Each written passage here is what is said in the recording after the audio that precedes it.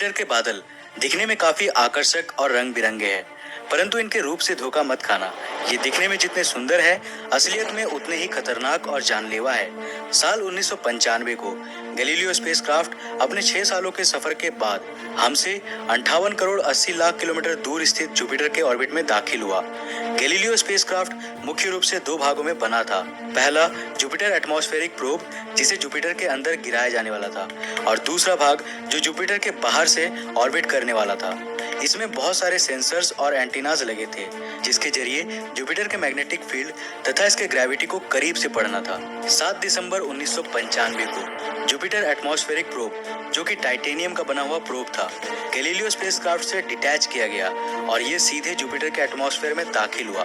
करीब 1,62,000 किलोमीटर प्रति घंटा के स्पीड से जुपिटर का शक्तिशाली गुरुत्वाकर्षण उस प्रोब को तेजी से खींच रही थी, लेकिन हमारे वैज्ञानिक इससे जूझने के लिए पहले से ही तैयार थे।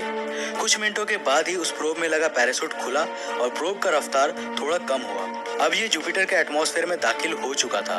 ये सारी जानकारियों को गैलीलियो स्पेसक्राफ्ट में भेज रहा था और गैलीलियो यहाँ धरती में बैठे हमारे वैज्ञानिकों को इसके जरिए जुपिटर का राज खुलने वाला था। इस प्रोब से हमें कई सारी नई जानकारियां मिली। जुपिटर के सबसे ऊपरी एटमॉस्फेयर में दाखिल होने के बाद ये पता चला कि जुपिटर का ऊपरी एटमॉस्फेयर हमारे पृथ्वी के ऊपरी एटमॉस्फेयर जैसा था ही नहीं, बल्कि इसका वायुमंडल घने बादलों से भरा था, जो कि बहुत ही अलग आकार के थे।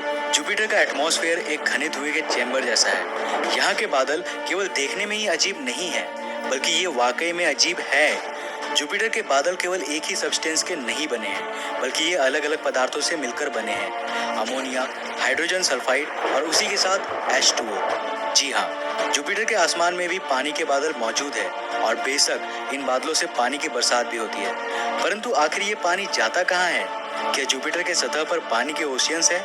इसका पता हमें और गहराई में जाने पर मिलेगा। जैसे जैसे हम और गहराई में जाते हैं, वैसे वैसे तापमान में बढ़ोतरी होती है। वातावरण का दबाव अब बहुत ही ज्यादा है और टेम्परेचर हमारी सहन शक्ति से कहीं ज्यादा। लेकिन थोड़े गहराई में जाते ही ऊपरी बादल खत्म हो जाते हैं और फिर आता है साफ खाली आसमान, जहाँ लगातार बारिश होती है, और ये दृश्य वाकई में काफी अद्भुत है। अगर आप जुपिटर के ऊपरी एटमॉस्फेयर को बाहर से देखोगे तो आपको लगातार चलती हुई तूफानी बादल दिखेंगे। ये ऊपरी बादल अमोनिया से बनी है, जो जुपिटर के इक्वेटर के समानांतर अलग अलग जोनल बैंड्स के रूप में लगातार अल्टरनेट डायरेक्शन में बह रही है। इन तूफानी बादलों को जेट्स कहा जाता है। ये बैंड्स अल्टरनेट कलर के हैं। गहरे रंग के बैंड्स को बेल्ट्स कहा जाता है और हल्के रंग के बैंड्स को जोन्स कहते हैं। तो हम जुपिटर के अंदर थे। जुपिटर का ऊपरी एटमॉस्फेयर खत्म होने के बाद नीचे आपको केवल जलवाष्प यानी वाटर वेपर मिलेंगे, जो लगातार ऊपर की ओर जा रही है। परंतु ऐसा क्यों? दरअसल जुपिटर के गहराई में टेम्परेचर और प्रेशर लगातार बढ़ता है।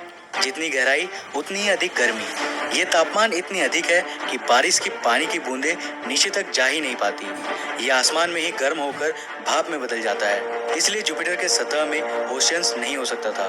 लेकिन जुपिटर एटमॉस्फेरिक प्रोब ज्यादा गहराई तक नहीं जा पाया। करीब 156 किलोमीटर गहराई तक जाने के बाद भी इसे कोई सॉलिड सरफेस नहीं मिला, और यहाँ तक पहुँचने के बाद हमारा प्रोब भी हमारे कंट्रोल से बाहर हो गया।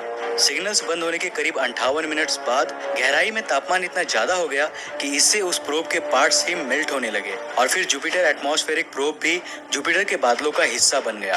बेशक हम ज्यादा गहराई तक नहीं जा पाए थे, लेकिन इस प्रोब के जरिए हमें पता चला कि जुपिटर में चलने वाले तूफान तथा इसके एटमॉस्फेयर का टर्ब्यूलेंस वैज्ञानिकों के अनुमान से कहीं ज्यादा थी। वैज्ञानिकों ने अनुमान लगाया था जुपिटर के तूफान करीब 350 किलोमीटर पर आवर की स्पीड से चलती होगी, लेकिन उस प्रोब द्वारा भेजे गए डेटा से ये पता चला कि ये तूफान 360 से 610 किलोमीटर प्रति घंटे की स्पीड से बहते हैं, जो कि वाकई में बहुत ही ज्यादा है। गैलीलियो स्पेसक्राफ्ट द्वारा हम जुपिटर के केवल थोड़े से ही हिस्से को खंगाल सके, परंतु हमें इससे भी और गहराई में जानना है, और इसीलिए साल 2011 को लॉन्च किया गया जूनो स्पेसक्राफ्ट को, जिसका मेन मिशन था जुपिटर की composition, gravity field, magnetic field तथा पोलर मैग्नेटोस्फीयर की पढ़ाई करना। 5 जुलाई 2016 को जूनो सक्सेसफुली जुपिटर के ऑर्बिट में दाखिल हुआ और अपने मिशन में लग गया। जूनो के जरिए हमने जुपिटर को काफी करीबी से बारीकी से देखा। जूनो में कोई लैंडर नहीं लगाया गया था, बल्कि ये जुपिटर के ऑर्बिट में रहकर ही इसकी पढ़ाई कर रहा है। जूनो के द्वारा भेजे गए डेटा ने वैज्ञानिकों के डाउट्स को काफी हद तक हल किया, और हमें ये पता चला कि जुपिटर का असल में कोई सॉलिड सरफेस है ही नहीं, लेकिन ये अंदर से खोखला भी नहीं है। दरअसल इसके गहराई में एटमॉस्फेयर के खत्म होते ही सीधे एक लिक्विड कोर की शुरुआत होती है। जुपिटर के लिक्विड कोर का तापमान करीब 9700 डिग्री सेल्सियस है और यहाँ का प्रेशर इतना अधिक है कि हाइड्रोजन के एटम्स नॉर्मल से हटकर एक खास अवस्था में बदल जाता है, जिसे हम कहते हैं मेटालिक हाइड्रोजन। हाइड्रोजन का यह फेज एक इलेक्ट्रिकल कंडक्टर की तरह बिहेव करता है और जुपिटर का यही मेटालिक हाइड्रोजन कोर जुपिटर के मैग्नेटोस्फीयर का वजह है।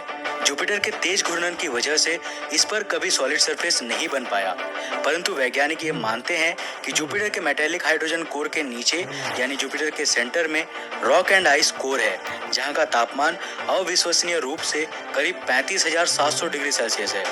जुपिटर हमारे सौरमंडल का सबसे बड़ा और सबसे अनोखा ग्रह है और एक बड़े भाई की तरह जुपिटर हमेशा से ही हमारा रक्षा करता आ रहा है। तो जुपिटर के सहयोग के लिए एक लाइक करना तो बनता है।